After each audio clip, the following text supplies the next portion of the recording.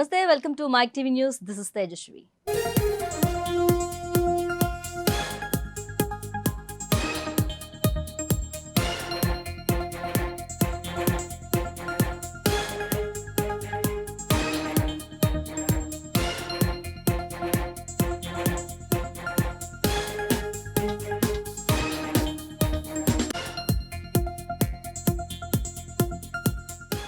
Breaking news చూస్తున్నాం. ఆంధ్రప్రదేశ్లో కొత్త ప్రభుత్వం కొలువుదీరింది. ఏపీ నూతన ముఖ్యమంత్రిగా చంద్రబాబు నాయుడు, మంత్రిగా పవన్ కళ్యాణ్ ప్రమాణ స్వీకారం చేశారు. అయితే పవన్ కళ్యాణ్ కు కేటాయించే శాఖలపై ఉత్కంఠ నెలకొంది. ఈ క్రమంలో మెగాస్టార్ చిరంజీవి చేసిన ట్వీట్ ఆసక్తి రేపుతుంది.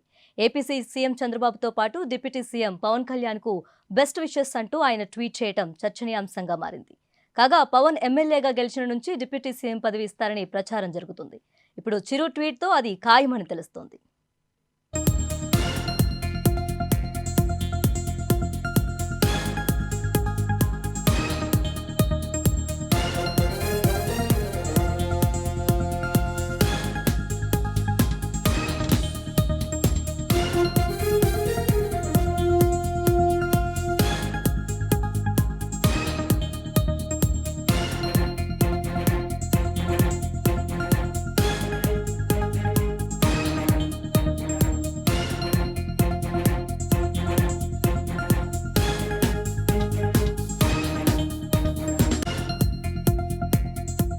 ఏపీ సీఎంగా ప్రమాణం చేసిన చంద్రబాబు రేపు సాయంత్రం 4:41 బాధ్యతలు స్వీకరించనున్నారు. సచివాలయంలోని మొదటి బ్లాక్లోని తన ఛాంబర్లో సీఎంగా బాధ్యతలు చేపట్టనున్నారు. ఎన్నికల్లో ఇచ్చిన హామీ మేరకు మెగా డిఎస్సీపై తొలి సంతకం, ల్యాండ్ లైటింగ్ పై చట్టం రద్దుపై రెండో సంతకం చేయనున్నారు. ఇక పింఛను 4,000కు పెంచుతూ మూడో సంతకం, అన్నా క్యాంటీన్ల ఏర్పాటుపై చంద్రబాబు 4వ సంతకం చేయనున్నారు. దీనికి సంబంధించిన దస్త్రాలను అధికారులు సిద్ధం చేస్తున్నారు.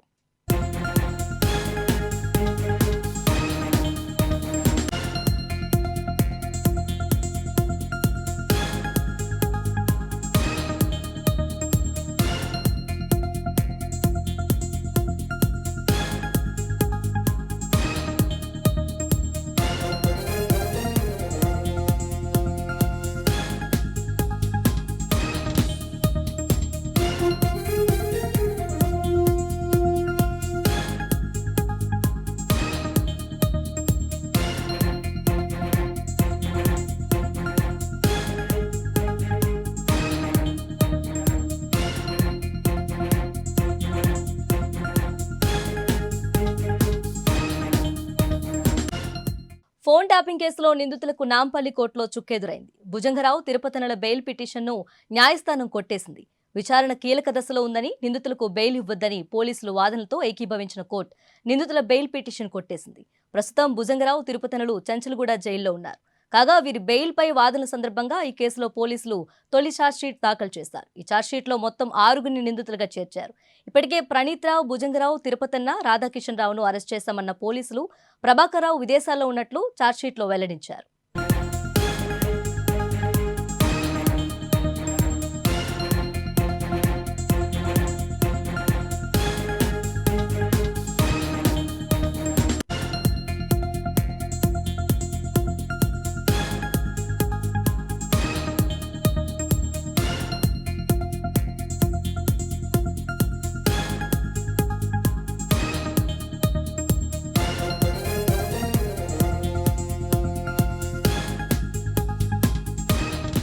విద్యార్థులు కష్టపడి చదివి ఉన్నత శిఖరాలను చేరుకోవాలని సూర్యాపేట ఎమ్మెల్యే జగదీష్ రెడ్డి ఆకాంక్షించారు. సూర్యాపేటలోని బాలురవు ప్రభుత్వ పాఠశాలలో నిర్వహించిన బడిబాట కార్యక్రమంలో ఆయన పాల్గొన్నారు. ఈ సందర్భంగా విద్యార్థులకు బుక్స్ పంపిణీ చేశారు. ప్రైవేట్ పాఠశాలలకు దీటుగా ప్రభుత్వ పాఠశాలలు పనిచేస్తున్నాయన్నారు. నేర్చుకోవాలనే తపన ఉంటే ఏదైనా సాధ్యమని చెప్పారు.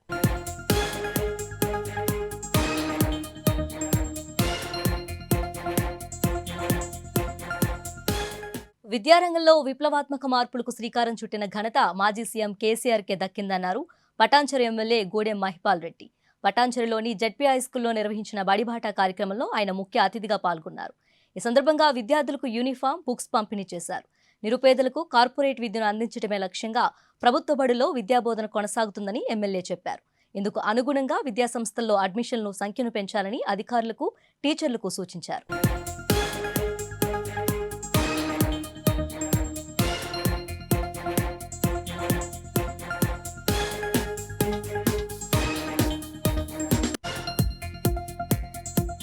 జమ్మూ కాశ్మీర్లో రియాసీ వద్ద యాత్రికుల బస్సుపై జరిగిన ఉగ్రదాడి ఘటన దర్యాప్తులో కీలక పరిణామాలు చోటు చేసుకున్నాయి. ప్రధాన నిందితుడు ఊహా చిత్రాలను పోలీసులు విడుదల చేశారు. నిందితుడి ఆచూకీ వెల్లడిస్తే 20 లక్షల బహుమతిగా ఇస్తామని ప్రకటించారు. ఈ ఘటనకు ప్రత్యక్ష సాక్షులను విచారించిన పోలీసులు వారు అందజేసిన వివరాల ఆధారంగా ఓ స్కెచ్ను తయారు చేయించారు.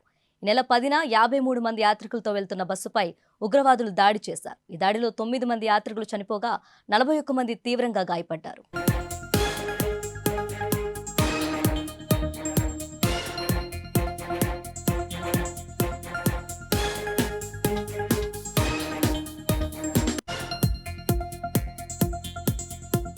కాంగ్రెస్ అగ్రనేత రాహుల్ గాంధీకి పెద్ద చిక్కొచ్చి పడింది. లోక్సభ ఎన్నికల్లో ఆయన కేరళలోని వైనాడ్, యూపీలోని రాయ్బరేలీ 2 చోట్ల పోటీ చేసి మంచి మెజార్టీతో విజయం సాధించారు. దీంతో ఇప్పుడు ఒక నియోజకవర్గాన్ని వదులుకోవాల్సిన పరిస్థితి నెలకొంది. అయితే తాను ఎటువైపు మొగ్గాలో తేల్చుకోలేకపోతున్నట్లు రాహుల్ వెల్లడించారు. ఏ నిర్ణయం తీసుకున్నా 2 నియోజకవర్గాలు సంతోషంగా ఉండాలన్నారు. సార్వత్రిక ఎన్నికల్లో విజయం అనంతరం తొలిసారి కేరళను సందర్శించిన రాహుల్ మల్లప్పురంలో జరిగిన ఓ ర్యాలీలో ఈ వ్యాఖ్యలు చేశారు. ఈ సందర్భంగా వైనాడ్ ప్రజలకు ఆయన ధన్యవాదాలు తెలిపారు. అటు ప్రధాని మోదీ తీరును రాహుల్ తప్పుపట్టారు. దేశంలో విమానాశ్రయాలు, నౌకాశ్రయాలు అదానికి అప్పగించాలని దేవుడు ఆదేశించారని ఎద్దేవా చేశారు. లోక్సభ ఎన్నికల ఫలితాల తర్వాత ప్రధాని మోదీ తన వైఖరిని మార్చుకోవాల్సిందేనన్న ఈ మేరకు ప్రజలు ఆయనకు స్పష్టమైన సందేశం పంపారని రాహుల్ వ్యాఖ్యానించారు.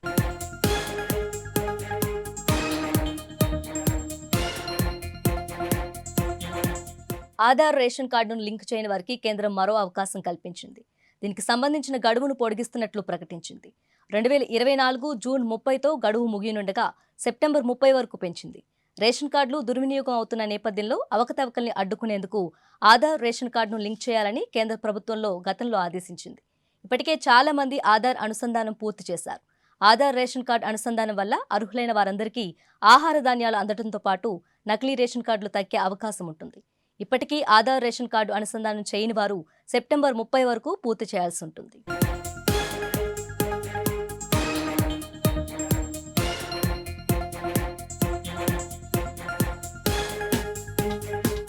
నీట్ ఎగ్జామ్లో అక్రమాలపై సీబీఐ లేదా సుప్రీంకోర్టు సిట్టింగ్ జడ్జితో విచారణ జరిపించాలని ఏఎస్ఎఫ్ డిమాండ్ చేసింది. హైదరాబాద్ హిమయత్ నగర్లో వై జంక్షన్ వద్ద ఏఎస్ఎఫ్ కార్యకర్తలు ప్లకార్డులతో నిరసన చేపట్టారు. నీట్ ఎగ్జామ్లో అక్రమాలకు పాల్పడిన వారిపై కఠిన చర్యలు తీసుకోవాలన్నారు.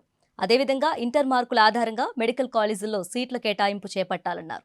ఎన్నికల ఫలితాల రోజునే నీట్ ఫలితాలు విడుదల చేయాల్సిన అవసరం ఎందుకొచ్చిందో సమాధానం చెప్పాలని డిమాండ్ చేశారు.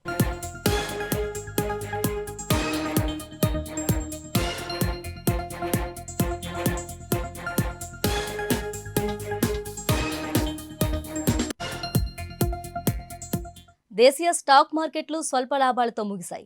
అంతర్జాతీయ మార్కెట్ల నుంచి మిశ్రమ సంకేతాలు ఉన్నప్పటికీ దేశీయంగా దిగ్గజ షేర్లలో కొనుగోలు అండతో ఈ ఉదయం సూచీలు ఉత్సాహంగా కనిపించాయి. అయితే అమెరికా ఫెడ్ సమావేశంపై దృష్టి పెట్టిన మదుపర్లు ఆ తర్వాత లాభాల స్వీకరణకు మొగ్గు చూపారు. దీంతో జీవనకాల గరిష్టాల నుంచి వెనక్కి వచ్చిన మార్కెట్లు స్వల్ప లాభాలతో సరిపెట్టుకున్నాయి. సెన్సెక్స్ 150 పాయింట్లు లాభపడగా నిఫ్టీ 58 పాయింట్ల లాభంతో తొలిసారి 23,300 మార్కు పైన స్థిరపడింది.